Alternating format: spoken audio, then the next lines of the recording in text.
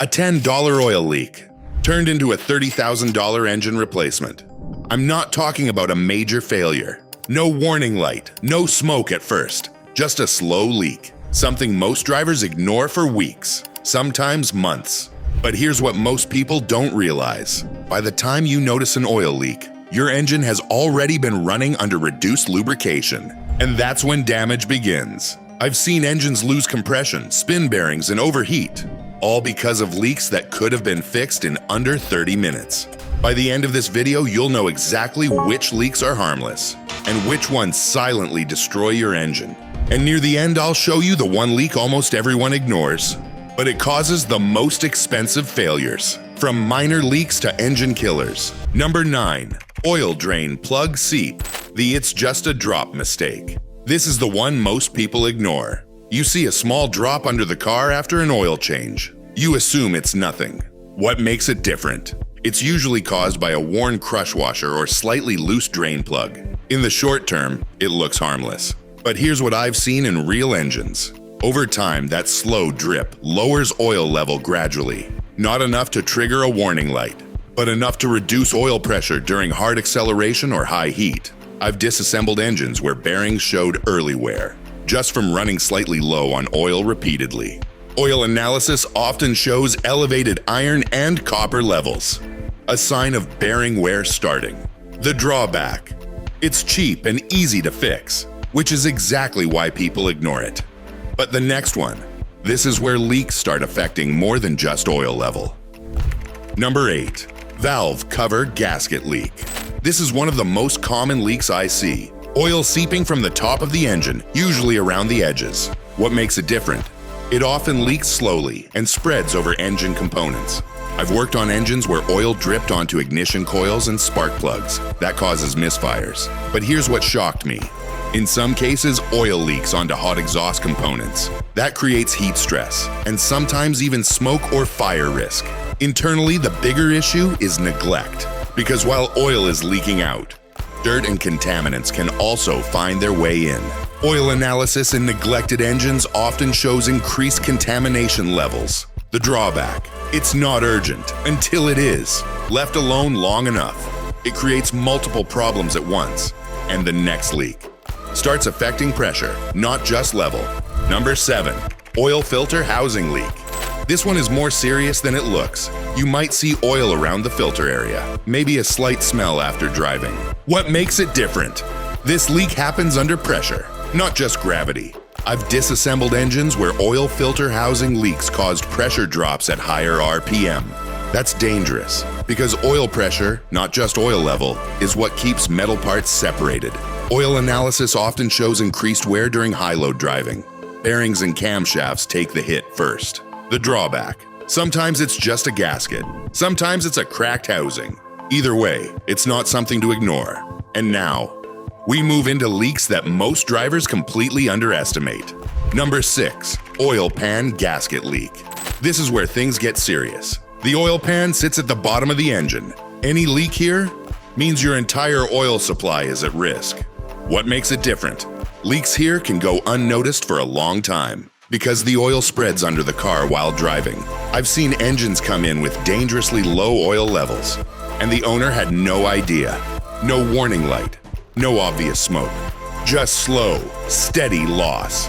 In tear-down inspections, I've seen scoring on cylinder walls, a sign of insufficient lubrication over time. Oil analysis often shows elevated silicon and wear metals. The drawback: repair can be more involved. Subframe removal, labor costs, so people delay it. And that delay is where damage begins. Number 5. Front crankshaft seal leak.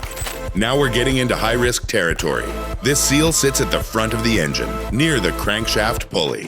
What makes it different? It leaks while the engine is running, often spraying oil.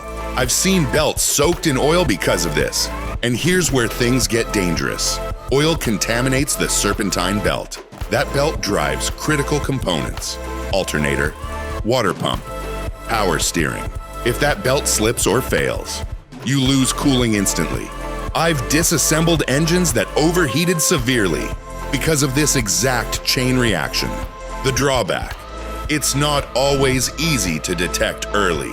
But when it fails, it escalates quickly. Number 4, rear main seal leak, the invisible oil loss. This is where things start getting expensive. The rear main seal sits between the engine and transmission. You won't see it easily. No obvious drip under the engine bay. No visible oil spray. What makes it different? The oil leaks into the bell housing area, then slowly out. By the time you notice it, it's already been leaking for a long time. I've disassembled engines where this leak caused chronic low oil conditions. Not empty, but always slightly low. And that's enough to cause long-term wear. Main bearings start showing scoring. Crankshaft journals lose their smooth finish. Oil analysis often shows elevated lead and copper. Classic signs of bearing wear. But here's the real problem. Fixing it requires removing the transmission, so people delay it, sometimes for years. And during that time, the engine is slowly wearing itself out. Number 3, timing cover gasket leak. Now this one is often misunderstood. It doesn't always look serious. You might see oil around the front of the engine, but nothing dramatic. What makes it different? This leak affects critical internal areas, timing chains, guides, and tensioners. These components rely heavily on clean, pressurized oil. I've opened engines where timing chains stretched prematurely, just because oil delivery wasn't consistent. Guides showed wear, tensioners weakened. Oil analysis often reveals increased metal particles, especially from chain and guide wear. And here's what shocked me. Many of these engines still ran fine on the outside. No major symptoms. Until one day, timing jumped, and the engine was done. The drawback. This leak is often overlooked during inspections because it doesn't look urgent. But internally, it's doing damage every mile.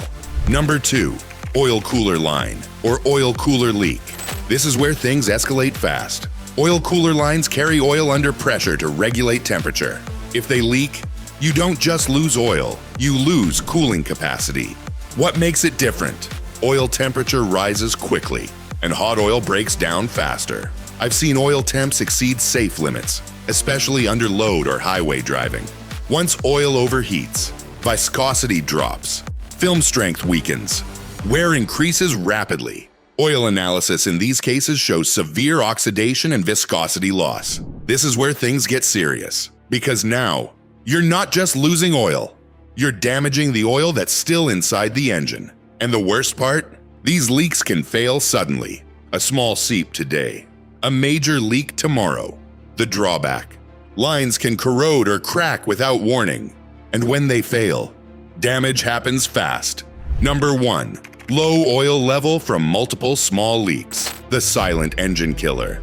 This is the one that destroys engines the most. Not one big leak, several small ones. A drip here, a seep there. Nothing that looks urgent, but together, they reduce oil level just enough to cause damage. I've disassembled engines that had no single major leak, but oil levels were consistently low, and the results were clear. Worn bearings, scored cylinder walls, carbon buildup from heat stress. Oil analysis often shows a combination of high wear metals, increased oxidation, fuel dilution effects worsening. Most people don't realize your engine doesn't need to run dry to fail. It just needs to run slightly low, repeatedly. That's enough to shorten its life dramatically. Here's what most people get wrong. The leak didn't destroy the engine. The response did. I've seen this pattern over and over. A small leak shows up. Driver ignores it or tries a quick fix. Weeks pass, then months. And by the time the engine fails, it's not because of one moment. It's because of hundreds of miles driven under the wrong conditions. Mistake number 1, I'll just top it off. This is the most common and most expensive habit. Instead of fixing the leak, people keep adding oil. At first it seems fine. Oil level looks normal. Engine runs okay, but here's what most people don't realize. You're constantly mixing old, degraded oil with fresh oil. That weakens the additive package. Detergents, anti-wear agents, dispersants.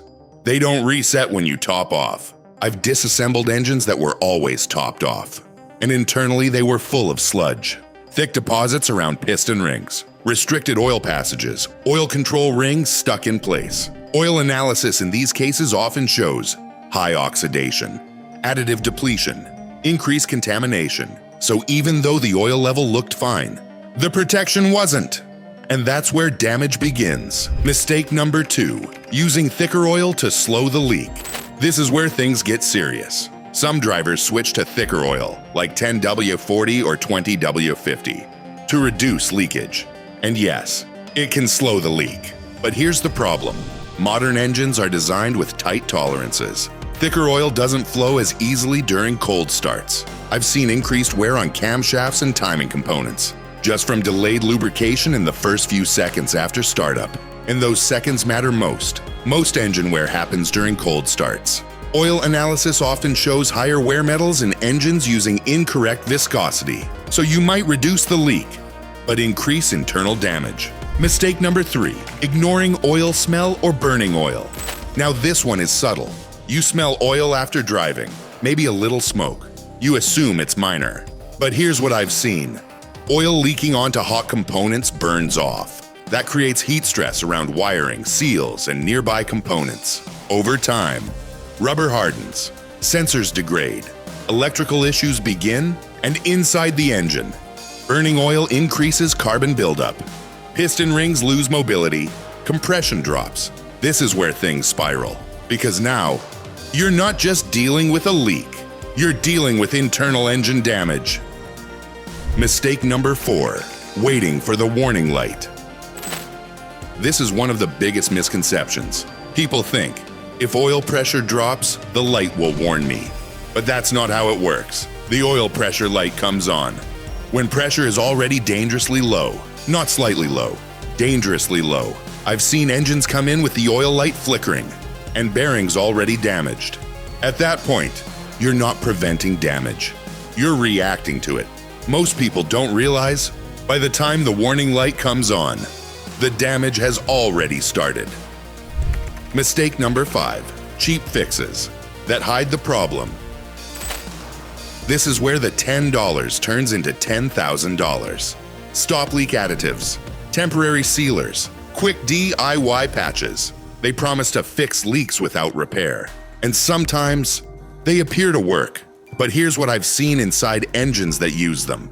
Swollen seals, restricted oil passages, clogged oil pickup screens. Oil flow becomes inconsistent. And once that happens, lubrication fails in critical areas. Oil analysis often shows abnormal contamination and reduced flow characteristics. This is where things go from manageable to catastrophic.